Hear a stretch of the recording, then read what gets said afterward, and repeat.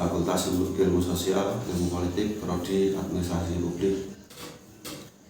Saya Satria Bambang Danu Sudiro, nomor hidup mahasiswa 2023 0201 0279. Perkenalkan, saya Oki Yuselino Satria, nomor hidup 202 302 010 278. Di sini kita akan membahas tentang perumusan kebijakan terkait makanan bergizi gratis. Untuk perumusan masalah makan bergizi gratis, yaitu tingginya angka stunting dan kurangnya nutrisi pada anak di berbagai daerah. Anak-anak dari kalangan tidak mampu kesulitan mendapatkan asupan gizi seimbang. Keterbatasan pengetahuan orang tua dan masyarakat tentang pentingnya gizi anak. Dengan beberapa masalah tersebut berdampak pada kualitas sumber daya manusia jangka panjang dan menghambat pengembangan nasional dalam bidang pendidikan. Untuk agenda kebijakan publik atau tujuan utama adanya makanan bergizi gratis, apa Mas? Meningkatkan kualitas gizi, mengurangi stunting dan malnutrisi, mendukung tumbuh kembang anak, meningkatkan kesehatan dan prestasi belajar, memberdayakan ekonomi lokal, mengurangi beban keluarga, dan menciptakan sumber daya manusia yang unggul. Maksud dari beberapa tujuan yang Anda sebutkan tadi gimana? Untuk meningkatkan kualitas gizi, program ini bertujuan untuk memastikan bahwa anak-anak, ibu hamil, dan ibu menyusui mendapatkan asupan nutrisi yang cukup dan berkualitas. Untuk mengurangi stunting dan malnutrisi. Stunting dan malnutrisi merupakan masalah serius di Indonesia. Dan program ini diharapkan dapat menjadi salah satu solusi untuk mengatasinya. Kalau untuk mendukung tumbuh kembang anak, Untuk mendukung tumbuh kembang anak dengan asupan gizi yang baik, anak-anak dapat tumbuh dan berkembang secara optimal, baik secara fisik maupun kognitif.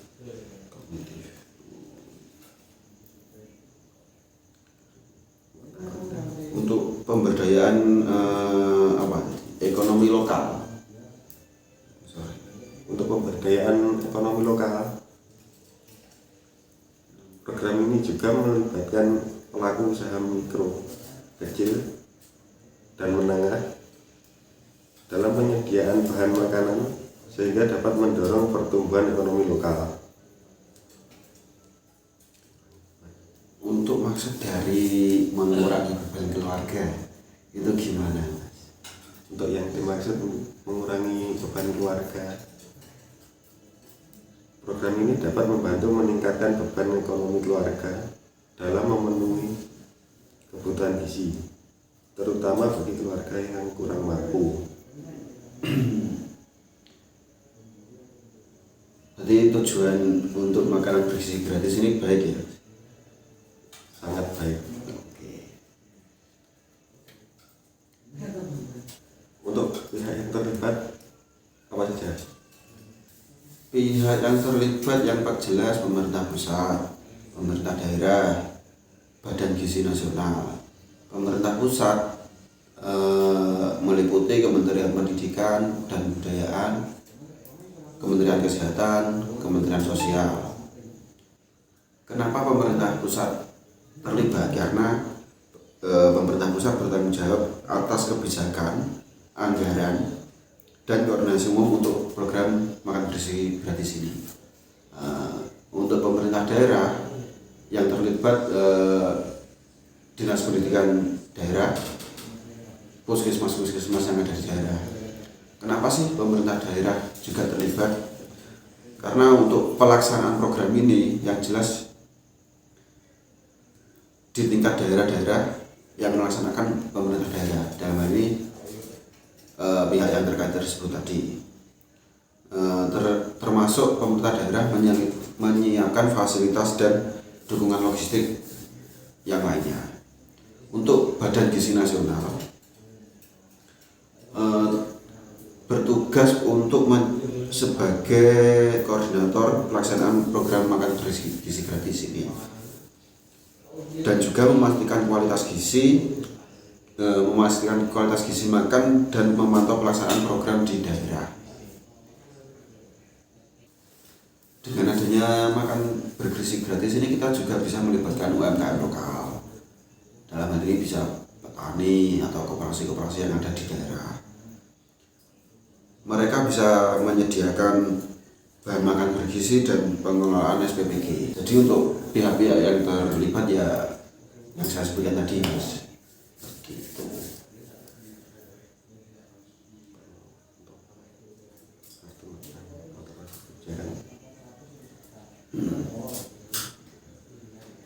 Untuk alternatif kebijakan, apa maksudnya? Yes, sebut nomornya. Iya. Singkat. Penting satu debat ya. Untuk alternatif kebijakan apa saja, Mas? Contohnya? Alternatif kebijakan, satu, subsidi pangan masuk dari tersebut, yaitu untuk pemerintah dapat memberikan subsidi harga untuk bahan pangan yang bergizi, contoh seperti beras, telur, ikan, sayuran, dan buah-buahan. Subsidi ini juga dapat membantu menurunkan harga pangan sehingga lebih terjangkau bagi masyarakat. 2. Perluasan program bantuan sosial. 2. Perluasan program bantuan sosial. Perluasan program bantuan pangan non-tunai atau yang disingkat BPNT dapat diperluas dan ditingkatkan kualitasnya. Jenis bantuan dapat disesuaikan dengan kebutuhan gizi masyarakat, termasuk tambahan bantuan untuk produk segar dan bergizi. 3. Peningkatan kesadaran gizi masyarakat. Ini yang paling penting. Edukasi gizi di sekolah, posyandu dan fasilitas kesehatan perlu ditingkatkan lagi. Karena apa? Angka stunting di Indonesia sangat meningkat. Penyuluhan tentang pentingnya makanan bergizi gratis atau seimbang, pemilihan makanan yang sehat, dan kebiasaan makanan yang baik perlu dilakukan secara masif. 4. Pemanfaatan pangan lokal. Pemerintah dapat mendorong penggunaan bahan pangan lokal yang lebih murah dan bergizi, mendukung petani dan produsen pangan lokal untuk meningkatkan produksi dan kualitas pangan. 5.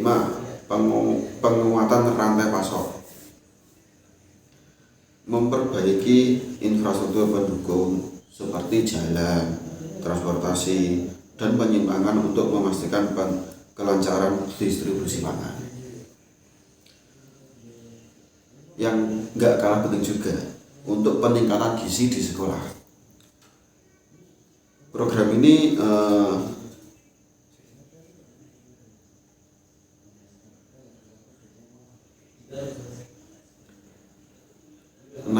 peningkatan gizi di sekolah. Penyediaan makanan sehat di sekolah dapat membantu meningkatkan konsentrasi siswa dan prestasi belajar. Dukungan dari guru, orang tua, dan komunitas sekolah sangat penting dan dalam implementasi program ini.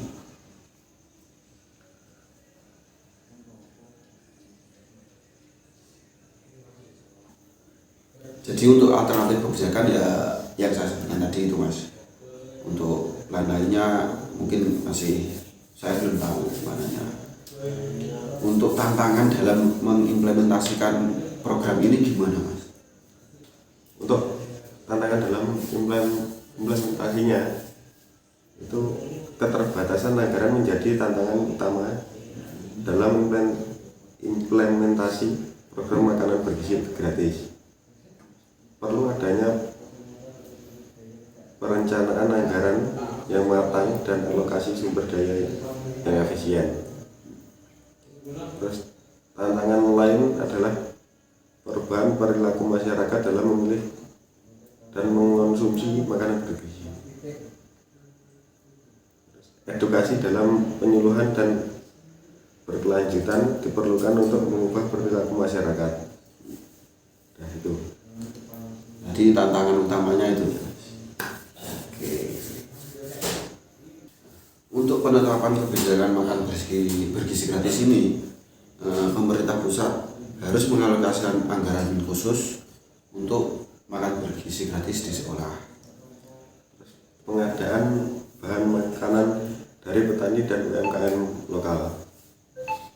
Setiap siswa SD dan SMP menerima satu kali makanan sehat. Setiap siswa SD dan SMP menerima satu kali makanan sehat bergizi setiap harinya di sekolah. Pemantauan gizi dilakukan oleh puskesmas dan sekolah secara berkala. Sekian dari kami terkait perumusan kebijakan makan bergizi gratis. Saya Sabra Lambang Dan saya Oki Selmu Bersatria. Wassalamualaikum warahmatullahi wabarakatuh.